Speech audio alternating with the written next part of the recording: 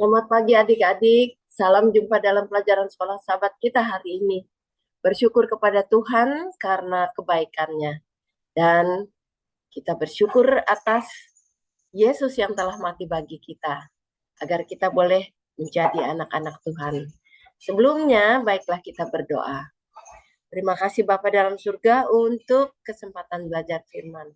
Kami siap mendengar dan biarlah Roh Kudus memberikan penerangan bagi kami. Dalam nama Yesus kami berdoa. Amin. Adik-adik pelajaran sekolah sahabat kita tentang tidak ada tempat. Tidak ada tempat bagi dia. Tidak ada kamar. Tidak ada kamar. Nah, dengan ayat hafalan yang terdapat dalam Galatia 4 ayat 4 dan 5. Tetapi setelah genap waktunya, maka Allah mengutus anaknya yang lahir dari seorang perempuan dan takluk kepada hukum Taurat. Ia diutus untuk menebus mereka yang takluk kepada hukum Taurat supaya kita diterima menjadi anak. Ya. Jadi Tuhan Yesus dikirim tepat waktunya untuk menebus kita. Nah, cerita kita diawali dengan sejarah nenek moyang kita. Tapi ingat, poin pentingnya, kita menyembah Allah ketika kita menerima anaknya dan memberikan ruang baginya dalam kehidupan kita. Nah, Allah menciptakan nenek moyang kita, Adam dan Hawa, menurut citranya. Sangat sempurna dan sangat baik. Tetapi sangat disayangkan, pada waktu Allah mengatakan semua pohon ini yang ada di taman ini, boleh kamu makan buahnya. Tetapi satu di antara pohon itu, di tengah-tengah taman itu, kamu tidak boleh memakannya. Karena pada saat engkau makan, kau akan mati. Nah, sangat disayangkan adik-adik. Hawa telah melanggar perintah itu. Dia melanggar bukan karena dia percaya kepada penipuan setan atau ular, tapi dia berdosa karena dia meragukan perintah Allah. Sebab Allah bilang, jangan, kamu akan mati. Tapi setan bilang, ular bilang, kamu kalau makan, kamu akan menjadi seperti Allah. Kamu tidak akan mati. Nah, adik-adik, kenyataannya apa? Mereka merasakan duka cita yang luar biasa.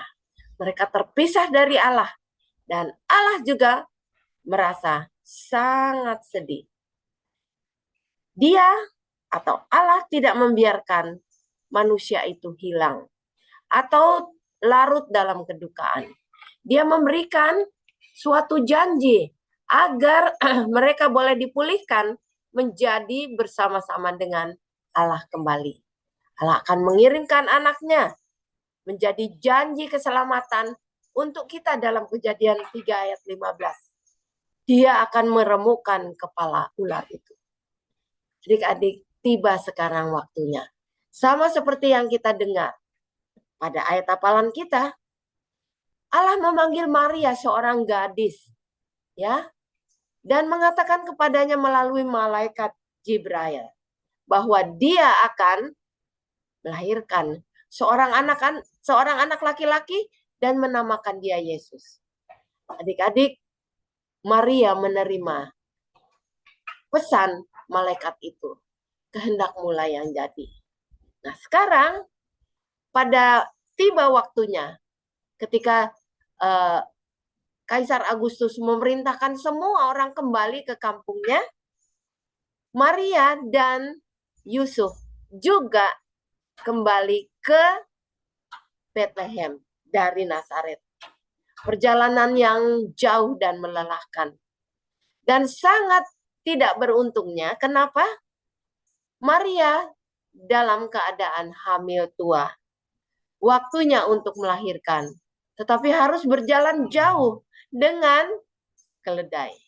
Adik-adik, tibalah di Bethlehem. tempat di sana telah penuh karena semua orang kembali ke sana. Dari pintu ke pintu dia mengetuk. Tidak ada tempat. Tidak ada tempat baginya. Sekiranya pemilik hotel, pemilik penginapan itu tahu siapa tamu mereka, pasti mereka membukakan pintu bagi Maria.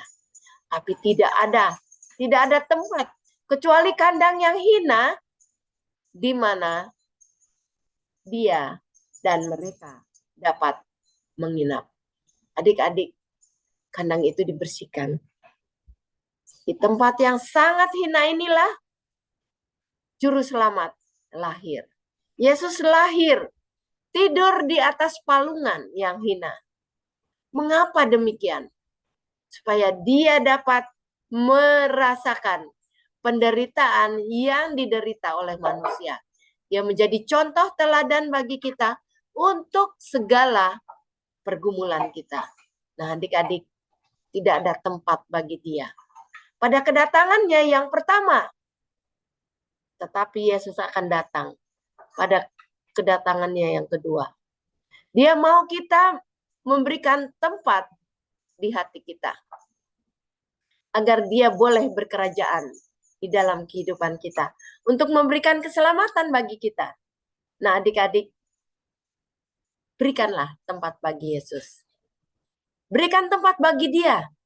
Dia akan segera datang, menyambut kita menjadi anak-anaknya. Kiranya Tuhan memberkati kita di dalam pelajaran sekolah sahabat kita. Tidak ada tempat pada kedatangan yang pertama. Tapi sediakanlah tempat bagi dia pada kedatangannya yang kedua. Tidak lama lagi Tuhan datang. Biarlah ini boleh menjadi motivasi bagi kita untuk kita siap sedia dan berjaga untuk menyambut Tuhan kita. Baiklah kita berdoa. Terima kasih Bapa dalam surga, karena Engkau mengasihi kami, rela mati di tempat kami, agar kami beroleh hidup yang kekal. Tidak ada tempat bagi Yesus pada kedatangannya yang pertama. Sebagai seorang bayi, tetapi Yesus berjanji memberi keselamatan pada kedatangan yang kedua bagi kami. Biarlah Roh Kudus menolong kami menyambut kedatangannya, agar kami beroleh tempat di surga bersama-sama dengan Yesus dan semua orang yang percaya. Dalam nama Yesus kami berdoa. Amin. Adik-adik, sampai jumpa. Tuhan Yesus memberkati kita ya.